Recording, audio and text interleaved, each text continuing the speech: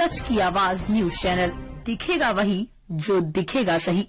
आगरा सांसद रामजी लाल सुमन फिर से हाउस अरेस्ट एटा में एटा कलेक्ट्रेट पर धरने में जा रहे थे। अंबेडकर की प्रतिमा तोड़े जाने के विरोध में धरना, पुलिस के रोकने पर सांसद की तीखी नोकझोंक। डीआईजी अलीगढ़ के कहने पर सांसद को रोका गया। रामजी लाल सुमन के आवास पर कार्यकर्ता है मौजूद।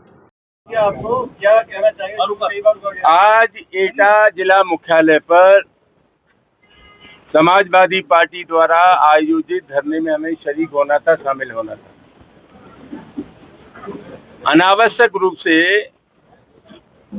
एटा पुलिस के अनुरोध पर आगरा की पुलिस ने हमें नजरबंद कर दिया।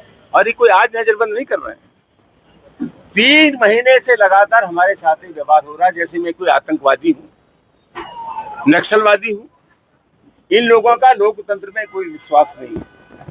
अभी 25 जून को इन लोगों ने जलसा किया था कि इंदिरा गांधी ने आपातकाल लगाया, इंदिरा गांधी ने आपातकाल लगाया। ये बात सही, हम झेल गए थे, लेकिन ये अघोषित आपातकाल है। लोकतांत्रिक संस्था को नष्ट किया जा रहा है, व्यक्ति की आजादी पर लगाम लगाई जा रही है। आप अपने दिल की बात नहीं कह सकते, मन की बात नहीं कह सकते। तो हम जाना चाहते थे, आज एटा नहीं जाने दिया। और 3-4 मुख्य बातें थी। झगड़ा क्या है? झगड़ा यह है कि हमारे सामने कोई अगर समस्या है, पुलिस अगर उसका गुण दोष पर निदान नहीं करती है तो तनाव पैदा होता है। 3 चीजें थी। एक तो सिरसा बदन गांव है, महाराणा थाने में, एटा में, जहां भगवान गौतम बुद्ध की मूर्ति 3 बार टूटी। इन्होंने क्या शॉर्टकट निकाल लिया है कि जहां भगवान गौतम बुद्ध की मूर्ति टूटती है या डॉक्टर अम्बेडकर की मूर्ति टूटती है, नई मूर्ति ला करके लगा देते हैं। हमारा क्या कहना है? हमारा कहना यह है कि इन मूर्तियों के टूटने के बाद अगर कहीं से आपने सख्त कार्रवाई कर दी होती तो उसका संदेश जाता और इस आशय की घटनाओं की पुनरावृत्ति नहीं होती। ये लचर व्यवस्था है, अपराधियों के साथ इनका मित्रवत व्यवहार है। जो सख्त संदेश देना चाहिए तो सख्त संदेश कहीं से भी नहीं है। ये महाराणा की घटना है। 3 बार भगवान बुद्ध की मूर्ति टूटी और 2 बार पुलिस की मौजूदगी में टूटी। तो हम ये चाहते थे उन पुलिसकर्मियों के खिलाफ कार्रवाई हो, जो लोग इसमें शामिल हैं उनके खिलाफ प्रभावी कार्रवाई हो। दूसरा, जैथरा में 1 जुलाई को समाजवादी पार्टी के राष्ट्रीय अध्यक्ष, प्रदेश के पूर्व मुख्यमंत्री का जन्मदिन था, अखिलेश जी का। उनके पोस्टर को कुचला गया, अपमानित किया गया, फाड़ा गया। क्यों नहीं लिखिए मुकदमा? चिल्लिल करके लोगों को जेल भेजते, ठोक के जेल भेजते। ये कार्रवाई नहीं हुई।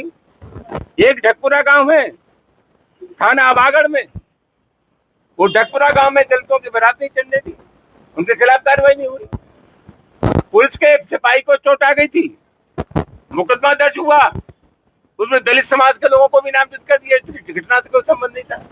इन सब घटनाओं के बारे में हम धरना देना चाहते थे समाजवादी पार्टी के साथियों के साथ। हमें धरना स्थल पर नहीं जाने दिया, रोज हमें रोका जाता है। ये मेरे मौलिक अधिकारों का हनन है। समाजवादी पार्टी के कार्यकर्ताओं के साथ जो व्यवहार हो रहा है सही लगता है। हमने ये भी कहा कि हमारी पार्टी पर आप बैन लगवा दीजिए। अगर राष्ट्रीय अध्यक्ष का अपमान होगा तो हम चुपचाप बैठेंगे, अगर दलितों पर अत्याचार होगा तो हम चुपचाप बैठेंगे। समाजवादी पार्टी का एक धर्म है कि समाज के किसी भी वर्ग पर अत्याचार होता है, अन्याय होता है, तो पार्टी के कार्यकर्ता काल ठोक करके ये कह दे कि हम अन्याय बर्दाश्त नहीं करेंगे। यही राजनीति और यही राजनीतिक धर्म है। उसका भी निर्वाह हमें नहीं करने दे रहे।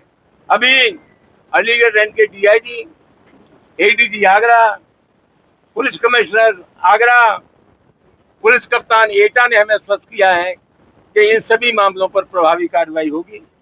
1 हफ्ते का हमें समय दिया है, हम देखेंगे।